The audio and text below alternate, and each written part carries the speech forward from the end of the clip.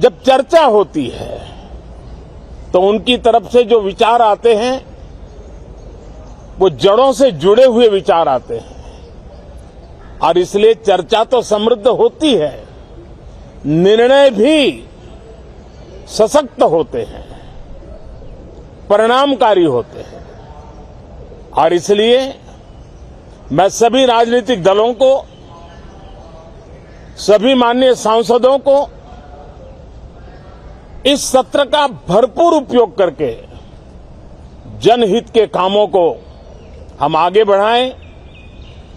ये सत्र अनेक रूप से महत्व का भी है, क्योंकि इस सत्र में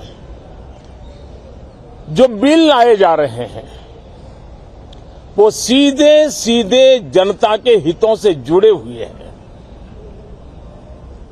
हमारी युवा पीढ़ी जो पूरी तरह डिजिटल वर्ल्ड के साथ एक प्रकार से नेतृत्व कर रही है, उस समय डेटा प्रोटेक्शन बिल देश के हर नागरिक को एक नया विश्वास देने वाला बिल है और विश्व में भारत की प्रतिष्ठा बढ़ाने वाला बिल है।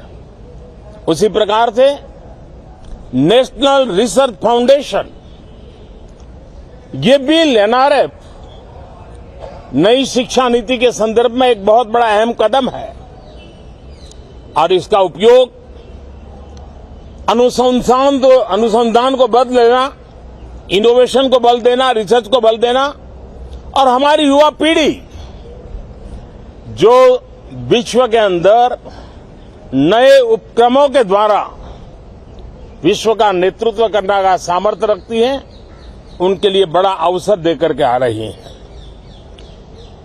जनविश्वास बिल सामान्य मानवीय के प्रति भरोसा करना,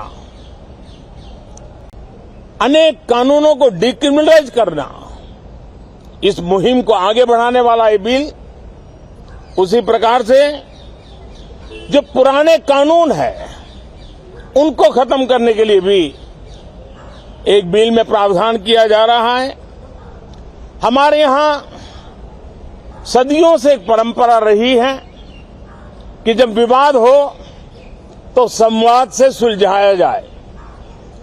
मीडिएशन की परंपरा हमारे देश की बहुत सदियों पुरानी है, उसको अब कानूनी आधार देते हुए मीडिएशन बिल लाने की दिशा में इस सत्र का बहुत बड़ा उपयोग है, जो अनेक विवादों से सामान्य मानवीय से लेकर के असामान्य संजोगों को भी मिल बैठकर के सुलझाने का एक मजबूत नींव बनाएगा। इसी प्रकार से डेंटल मिशन को लेकर के एक बिल जो हमारे डेंटल कॉलेजेस के लेकर मेडिकल के छात्रों के लिए एक नई व्यवस्था को आकार देगा। ऐसे अनेक महत्वपूर्ण बिल इस बार इस सत्र में संसद में आ रहे हैं, तब ये जनहित के हैं, ये युवा हित के हैं, ये भारत के उज्जवल भविष्य के लिए हैं। मुझे विश्वास है कि सदन में गंभीरतापूर्वक इन बिलों पर चर्चा करके हम बहुत तेजी से राष्ट्रहित के महत्वपूर्ण कदमों को आगे बढ़ाएंगे।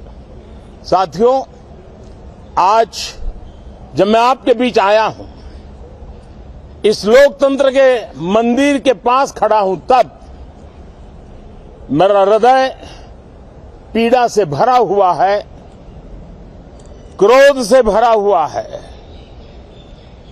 मणिपुर की जो घटना सामने आई है,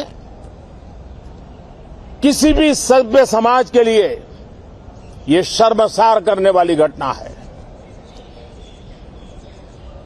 पाप करने वाले, गुनाह करने वाले कितने हैं, कौन है, वो अपनी जगह पे है, लेकिन बेइज्जती पूरे देश की हो रही है।